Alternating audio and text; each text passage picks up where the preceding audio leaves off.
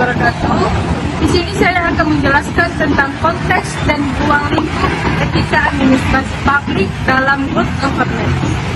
Etika administrasi publik merupakan sebuah nilai, prinsip, dan perilaku dalam menjalankan tugas pemerintahan. Adapun good governance ialah yang mengacu pada proses pengambilan keputusan dan pelaksanaannya dapat dipertanggungjawabkan secara bersama-sama. Jadi, etika administrasi publik dalam good governance merupakan konsep yang mendorong nilai-nilai administrasi dalam pelayanan publik. Selanjutnya, ruang lingkup etika administrasi publik dalam good governance mencakup yang pertama integritas, transparansi, akuntabilitas, keadilan, dan keberlanjutan. Melalui penerapan prinsip-prinsip ini, etika administrasi publik sangatlah berperan penting dalam memastikan bahwa pemerintahannya menjalankan tugasnya dengan baik. Ada beberapa contoh penerapan etika administrasi publik dalam good governance. Yang pertama itu ada integritas. Aparatur negara harus memiliki integritas tinggi dan menjunjung kode etik profesi dalam setiap tindakan dan keputusannya, dan tidak boleh terpengaruh oleh kepentingan pribadi dan golongan.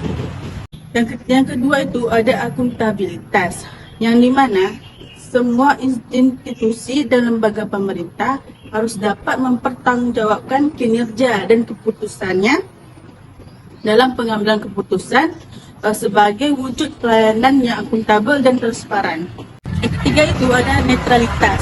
Aparatur negara itu harus netral, tidak memihak, dan objektif dalam pemberian pelayanan kepada masyarakat, serta mengambil keputusan berdasarkan peraturan yang berlaku. Yang keempat itu ada keterbukaan informasi publik. Pemerintah wajib menyediakan akses informasi yang mudah tentang kebijakan dan penggunaan dana publik kepada masyarakat supaya sebagai bentuk partisipasi dan pengawasan publik. Itulah beberapa nilai-nilai etika administrasi publik untuk mewujudkan good governance di Indonesia. Berikut beberapa contoh kasus yang melanggar kode etik. Kasus yang pertama yaitu yang dilansir dari Benar News Indonesia, Dewan KPK menyatakan Firly Bahuri melanggar kode etik berat. Kami akan melakukan sidang terhadap dugaan pelanggaran etik ini yang menurut kami adalah melanggar pasal 4 ayat 2 huruf A atau pasal 4 ayat 1 huruf J dan pasal 8 ayat E Peraturan Dewan Pengawas Nomor 3 Tahun 2021 tentang penegakan kode etik dan kode perilaku. Firly telah diberhentikan sementara dari jabatan Ketua Komisi Pemberantasan Korupsi usai ditetapkan kepolisian sebagai tersangka pemerasan Syahrul pada akhir November 2023. Firly Bahuri punya segudang masalah selama menjabat sebagai Ketua KPK, mulai dari pelanggaran kode etik, membocorkan dokumen korupsi, sampai memperalat KPK untuk kepentingan politik pribadi. Firly Bahuri juga sudah dilaporkan Masyarakat Anti Korupsi Indonesia ke Direskrimum Polda Metro Jaya karena membocorkan pelaksanaan OTT KPK pada kasus korupsi tunjangan kinerja Kementerian ESDM. Dalam hal ini, Firly Bahuri memberikan dokumen berisi informasi OTT kepada Menteri ESDM yang diteruskan kepada Kepala Biro Hukum Kementerian ESDM untuk melindungi sejumlah pihak tertentu di kementerian itu. Ada bukti rekaman suara dan dokumen yang dibocorkan untuk memperkuat fakta ini.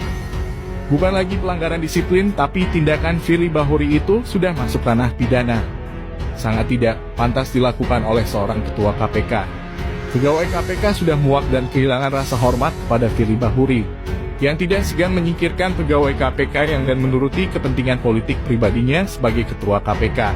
Seperti yang terjadi pada 75 pegawai KPK yang menjalani tes wawasan kebangsaan tidak sesuai prosedur, lalu dinyatakan tidak lulus karena dicap Taliban. Serta pencopotan pejabat struktural yaitu Direktur Penyelidikan Brigjen Endar Priantoro dan Deputi Penindakan KPK Irjen Karyoto. Menanggapi permasalahan pelik ini, KPK hanya bisa bermain peran dengan menyangkal dan menyamarkan. Pimpinan KPK pandai memutarbalikkan fakta dengan klaim sepihak terhadap kinerja para penyidik KPK yang berintegritas tinggi. Sementara pimpinan KPK justru melakukan sabotase terhadap upaya pemberantasan korupsi. Firly Bahuri adalah mafia di KPK.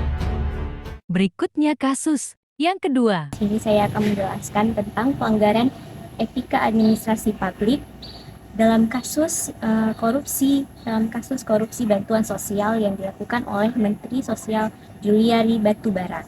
Terhadap Juliari digelar pada Senin 23 Agustus secara virtual. Dalam sidang, majelis hakim menyatakan bahwa ex-Menteri Sosial itu terbukti bersalah melakukan tindak korupsi bersama-sama dalam kasus pengadaan bantuan sosial COVID-19 wilayah Jabodetabek. Hakim menjatuhkan vonis pidana penjara selama 12 tahun dan denda sebesar 500 juta rupiah subsidi 6 bulan penjara.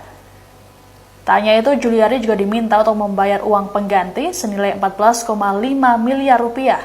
Apabila tak dibayarkan selama 1 bulan, maka harta benda terdakwa akan disita untuk menutupi kekurangan.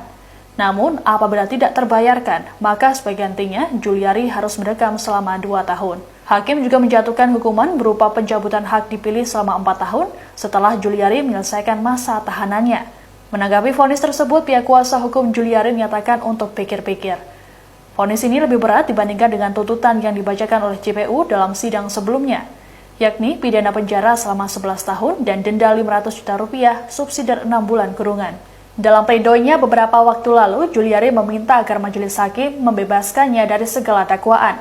Juliari menilai kasus korupsi ini telah membuatnya menderita, terutama untuk keluarganya.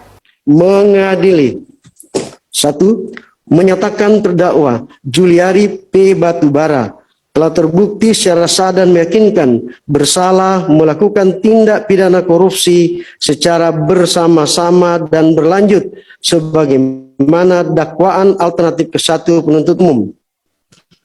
2. Menjatuhkan pidana oleh karenanya terhadap terdakwa dengan pidana penjara selama 12 tahun dan pidana denda sejumlah 500 juta rupiah dengan ketentuan apabila denda tersebut tidak dibayar diganti dengan pidana kurungan selama 6 bulan. 3. Menjatuhkan pidana tambahan kepada terdakwa untuk membayar uang pengganti sejumlah 14.597.450.000 rupiah dengan ketentuan apabila tidak dibayar paling lama 1 bulan setelah perkara ini mempunyai kekuatan hukum tetap, maka harta benda terpidana dirampas untuk menutupi kerugian keuangan negara tersebut. Adanya penurunan ekonomi di masa COVID-19 tersebut menjadi sebuah masalah yang harus diatasi oleh pemerintah. Maka dari itu, pemerintah mengadakan kebijakan tentang bantuan sosial untuk seluruh masyarakat Indonesia, yang mana kebijakan tersebut ditetapkan melalui Menteri Sosial pada tahun 2020. Namun sayangnya, program tersebut tidak berjalan sesuai dengan harapan dikarenakan adanya oknum-oknum yang tidak bertanggung jawab yang telah melakukan tindak korupsi seperti yang dilakukan oleh Menteri Sosialnya, yaitu Juliari Batubara. Dari itu, hal tersebut menjadi penyimpangan dalam etika administrasi publik, bahkan ini melanggar etika administrasi publik.